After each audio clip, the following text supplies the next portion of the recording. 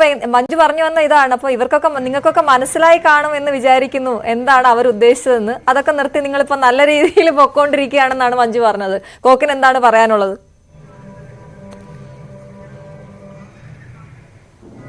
അല്ല, മഞ്ജു പറഞ്ഞ കാര്യം എന്നെക്കുറിച്ചല്ല പറഞ്ഞത്, ആറാട്ടനെ പോലുള്ള ആൾക്കാരായിരിക്കും. അതായത് തിയേറ്ററിൽ പോയിട്ട് വിനതയിൽ പോയിട്ട് ഇന്റർവെല്ലിന് വന്ന് റിവ്യൂ പറയുക, പിന്നെ സിനിമ കഴിഞ്ഞ ഉടനെ വായിത്തു എന്ന് വിളിച്ച് പറയുക. ഞാൻ അങ്ങനെ ചെയ്യുന്ന ആളാണ്. ഞാൻ ഇന്ന് തന്നെ മലയാളി ഫ്രം ഇന്ത്യ എന്ന് പറഞ്ഞ സിനിമ ഞാൻ രാവിലെ കണ്ടതാണ്. ഞാൻ ഇതുവരെ റിവ്യൂ ചെയ്തിട്ടില്ല.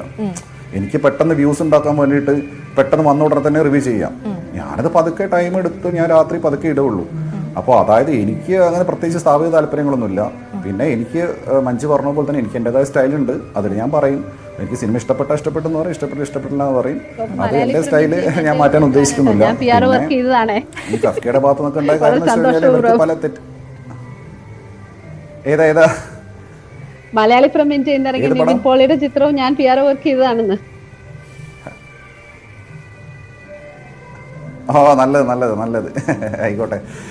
അപ്പോഴേ അപ്പോൾ ഈ ഫെഫ്കയുടെ കാര്യം പറഞ്ഞത് കുറേ സമയത്ത് ഇവർക്ക് തെറ്റിദ്ധാരണ ഉണ്ടായിരുന്നു. അതായത് റിവ്യൂസ് കാരണമാണ് സിനിമ പിന്നെ പരാജയപ്പെടുന്നത്. അതുപോലെ തന്നെ സിനിമ പരാജയപ്പെട്ട് കഴിഞ്ഞാൽ ഈ ഡയറക്ടേഴ്സിനും അതുപോലെ റൈറ്റേഴ്സിനൊക്കെ ഒരു എളുപ്പപ്പണിയുണ്ട്, ഒരു ഡിഫൻസ് മെക്കാനിസം. അതായത് സിനിമ നല്ലതായിരുന്നു, റിവ്യൂസാണ് പരാജയപ്പെടുത്തിയെന്ന് പറഞ്ഞ് കൈ കഴുകുന്ന പരിപാടി ഉണ്ടായിരുന്നു. അപ്പോൾ ആ പരിപാടിയൊക്കെ ഇപ്പോൾ നിന്ന്, കാരണം ഇഷ്ടംപോലെ സിനിമകൾ വിജയിച്ചപ്പോൾ കഴിവുള്ളവർക്ക് നല്ല പണിയെടുത്ത് കഴിഞ്ഞാൽ മാത്രമേ ഈ ഫീൽഡിൽ പിടിച്ചെടുക്കാൻ പറ്റൂ. അത് ഏത് ഫീൽഡിലും അങ്ങനെയാണ്. അപ്പോൾ ഇത്രയും സീരീസ് ഓഫ് സിനിമകൾ ഹിറ്റായത് അത്രയും കഴിവുള്ള ആളുകൾ, നേരത്തെ ചന്ദ്രശേഖർ സാറ് പറഞ്ഞ പോലെ ഇത്രയും ആളുകൾ നല്ല രീതിക്ക് അത്രയും ക്രിയേറ്റീവായിട്ട് വർക്ക് ചെയ്യുന്നതുകൊണ്ടും അതിൽ പൂർണ്ണമായ ആത്മാർത്ഥമായിട്ടും അവർ എഫേർട്ട് ഇടുന്നതുകൊണ്ടാണ് സിനിമ വിജയിക്കുന്നത്. പിന്നെ സിനിമയുടെ മാറിയ സാഹചര്യം എന്ന് പറയുന്നത് ഇപ്പോഴൊരു വാർപ്പ് മാതൃകയില്ല. അതായത് ഒരു ടിപ്പിക്കൽ സ്റ്റീരിയോടിപ്പിക്കൽ സ്ട്രക്ചറിനകത്തല്ല സിനിമ ചെയ്യുന്നത്. ഇപ്പോൾ ബ്രഹ്മയുഗം പോലത്തെ ഒരു സിനിമ ബ്ലാക്ക് ആൻഡ് വൈറ്റിൽ വരുന്നു. അതിൽ മമ്മൂട്ടി പിന്നെന്താ നന്മ നിറഞ്ഞ നായകനല്ല.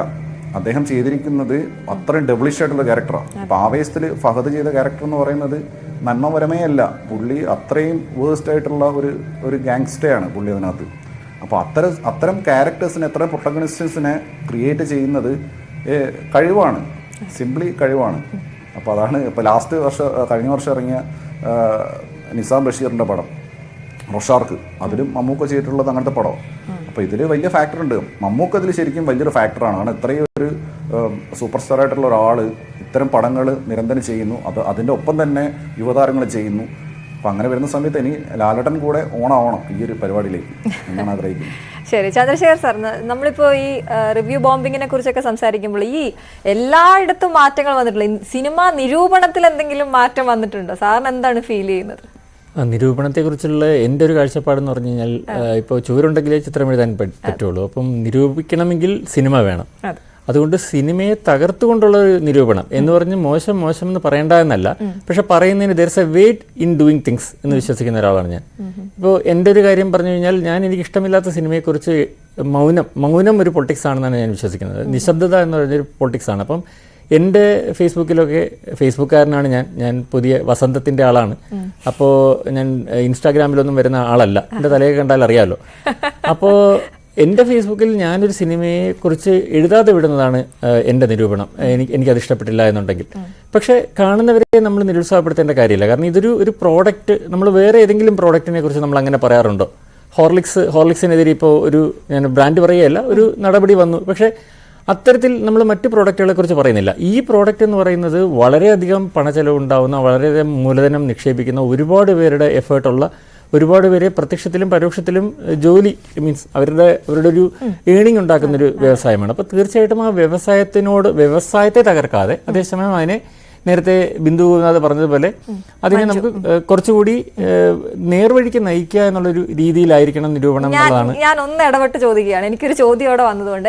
അതൊരു ഉത്തരവാദിത്വം ആ സിനിമ ഇൻഡസ്ട്രിയോടുള്ള ഉത്തരവാദിത്വമാണല്ലോ തീർച്ചയായിട്ടും. അതേ ഉത്തരവാദിത്വം ഈ കാണുന്ന പ്രേക്ഷകനോട് നിരൂപകന് വേണ്ടേ? തീർച്ചയായിട്ടും. അതുകൊണ്ടാണല്ലോ ഞാൻ പറഞ്ഞത് നമുക്കത് ചെയ്യാൻ രണ്ട് രീതിയുണ്ട്. ഇപ്പോൾ നേരത്തെ പറഞ്ഞതുപോലെ വേണമെങ്കിൽ നമുക്ക് തെറി വിളിച്ചുകൊണ്ട് ആളെ കൂട്ടി വേണമെങ്കിൽ പറയാം, അല്ലെങ്കിൽ നമുക്ക് നിശബ്ദതയോട്. ഇപ്പോൾ എന്നെ ഫോളോ ചെയ്യുന്നവർക്കറിയാം ഞാൻ എന്തുകൊണ്ടാണ് ഒരു സിനിമയെക്കുറിച്ച് പറയാത്തത്. അപ്പോൾ അത് നല്ലതല്ല എന്നുള്ള നമ്മളെ സന്ദേശം കൊടുക്കുന്നു. പക്ഷേ എൻ്റെ നല്ലതായിരിക്കണം എന്നില്ല വേറൊരാളുടെ നല്ലത്. ഇപ്പോൾ വേറൊരാൾക്ക് ഇഷ്ടപ്പെടാം. അപ്പം ഇത് ആസ്വാദനം എന്ന് പറയുന്നത് എപ്പോഴും പേഴ്സണലാണ്, വൈയക്തികമാണ്. അതൊരു ബ്രോഡർ സാധനമല്ല. എന്ന് പറഞ്ഞിട്ട് സിനിമ എന്തുകൊണ്ട് പൊളിയുന്നു എന്ന് പറഞ്ഞാൽ ഇപ്പം നോവൽ വായിക്കുന്നത് പോലെയോ സാഹിത്യം വായിക്കുന്നത് പോലെയോ അല്ല സിനിമ. അത്ര പേഴ്സണൽ അല്ല. നമ്മളൊരു വലിയ ഹാളിലിരുന്ന് എല്ലാവരോടും ഒപ്പം ചേർന്ന് എൻജോയ് ചെയ്യുന്നത്. അതിനകത്ത് വേറെ ഒരു സൈക്കാണ്, മാസ് സൈക്കാണ് വർക്കൗട്ട് ചെയ്യുന്നത്. അപ്പോൾ അതുകൊണ്ട് അതിനകത്ത് അത് ഇഷ്ടപ്പെടുന്ന ഇപ്പോൾ എത്രയോ സിനിമ നമ്മളിപ്പോൾ നിങ്ങളുടെ തലമുറ ഏറ്റവും കൂടുതൽ ആഘോഷിക്കുന്ന പത്മരാജൻ്റെ തൂവാനത്തുമ്പികൾ എന്ന് പറഞ്ഞ സിനിമ ഇറങ്ങിയ കാലത്ത് സക്സസ് ആയ സിനിമയല്ല, ഓർക്കണം. ഇറങ്ങിയ കാലത്ത് പരാജയപ്പെട്ട സിനിമയാണ്. അപ്പോൾ അത് വർഷങ്ങൾക്ക് ശേഷമാണ് അതിനെ പുതിയ തലമുറ മഴയുമായി കണക്ട് ചെയ്ത്, പാട്ടുകളുമായി കണക്ട് ചെയ്ത്, ജോൺസൺ മാഷിൻ്റെ പാട്ടുമൊക്കെ ആയിട്ട് കണക്ട് ചെയ്ത് കൊണ്ടുപോകുന്നത്. അപ്പോൾ ഇന്ന് മോശമെന്ന് തോന്നുന്നത് ചിലപ്പോൾ നാളെ നല്ലതായിക്കൂടാന്നില്ല. പക്ഷെ നമ്മൾ പറയുന്നത് പൊതു നന്മ, അതിൻ്റെ ഒരു ഈ പറഞ്ഞ അതിൻ്റെ ഇക്വേഷൻസ്, അതിൻ്റെ പൊളിറ്റിക്സ്, അതിൻ്റെ എക്കോളജി ഒക്കെ പരിഗണിച്ചുകൊണ്ടാണ് നമ്മളൊരു വർക്ക് ഓഫ് ആർട്ടിനെ ക്രിട്ടിസൈസ് ചെയ്യുന്നത്. ക്രിട്ടിസിസവും റിവ്യൂവും തമ്മിൽ വ്യത്യാസമുണ്ടെന്നാണ് ഞാൻ വിശ്വസിക്കുന്നത്. റിവ്യൂ ബോംബിംഗ് എന്നുള്ള പ്രയോഗം പോലും ശരിയല്ല. റിവ്യൂ എന്ന് പറയുന്നത് ആൾക്കാരെ ആ സിനിമയിലേക്ക് അടുപ്പിക്കുന്ന ഒരുതരം പ്രക്രിയയും, ക്രിട്ടിക് എന്ന് പറയുന്നത് ഖണ്ഡന വിമർശനവുമാണ്. വിമർശനവും നിരൂപണവും എന്നുള്ള രണ്ട് വാക്കുകൾ മലയാളത്തിലുള്ളത് തന്നെ അതിന് വേണ്ടിയിട്ടാണെന്ന് വിശ്വസിക്കുന്ന ഒരാളാണ് ഞാൻ. അപ്പോൾ അതുകൊണ്ട് എൻ്റെ ഒരു വേ ഓഫ് തിങ്കിങ് അല്ലെങ്കിൽ വേ ഓഫ് ഡെലിവറി അങ്ങനെയാണ്. പക്ഷെ തീർച്ചയായിട്ടും ഇത് രണ്ട് വേയിൽ, ഇപ്പോൾ ഖണ്ഡനമാണെങ്കിലും മണ്ഡനമാണെങ്കിലും ഇത് രണ്ടും എത്തിച്ചേരുന്നത് ഒരേ ഡയറക്ഷനിൽ തന്നെയാണ്. നന്നാക്കി കൊണ്ടുപോകുക എന്നുള്ളത് തന്നെയാണ്. തെറ്റുകളുണ്ടെങ്കിൽ തിരുത്തുക, അല്ലെങ്കിൽ ഇതല്ല ശരി എന്ന് പറഞ്ഞു കൊടുക്കുക എന്നുള്ളതാണ്. കോക്ക് അങ്ങനെ ഒരു ഉത്തരവാദിത്വം ഇല്ല. ഞാൻ ചോദ്യം കോക്കിനോട് കൂടി ചോദിക്കുകയാണ്. ഇപ്പോൾ അശ്വന്ത് കോക്കിന്റെ റിവ്യൂ കണ്ട് സിനിമയ്ക്ക് പോകുന്നവർ, അല്ലെങ്കിൽ സിനിമ കണ്ടു കഴിഞ്ഞിട്ട് എനിക്ക് മനസ്സിലായത് തന്നെയാണോ അല്ലെങ്കിൽ അത് തന്നെയാണോ ചിത്രം കൺവേ ചെയ്തതെന്നൊക്കെ അറിയാൻ വേണ്ടി കോക്കിന്റെ നിരൂപണം കാണുന്നവരുണ്ട്. അപ്പം ഒരു ഉത്തരവാദിത്വം കൂടിയിട്ടുണ്ടോ? അങ്ങനത്തെ റെസ്പോൺസ് ഒക്കെ കിട്ടുന്നുണ്ടോ പേഴ്സണലി?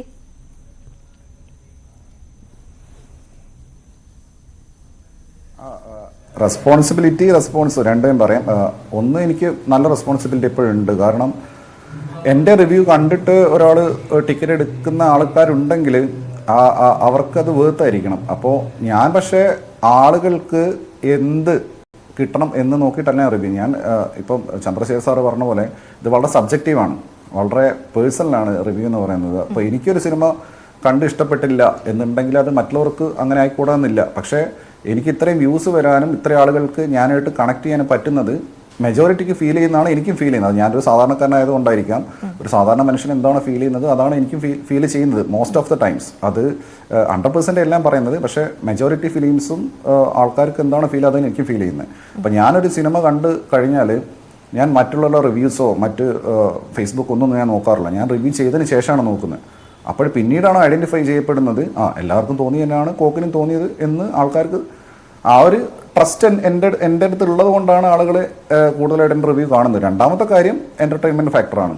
അതായത് ആളുകൾക്ക് വെറുതെ ഇങ്ങനെ കണ്ടിരിക്കുക, ഞാൻ പറയുന്ന രീതി, എൻ്റെ സ്റ്റൈൽ ഓഫ് പ്രസൻറ്റേഷനൊക്കെ ഇഷ്ടമായത് കൊണ്ട് കാണുന്ന കുറേ ആൾക്കാരുണ്ട്. പക്ഷേ റെസ്പോൺസിബിലിറ്റി ഉണ്ട്. കാരണം ഒരു സിനിമ ഒരു സിനിമ നല്ലതായാലും മോശമായാലും ഞാൻ പറയുന്ന സമയത്ത് അത് ഇത്രയും ആളുകൾ കാണുന്നതുകൊണ്ട് അതിൻ്റെ ഒരു ബാഗേജ് എനിക്കുണ്ട്.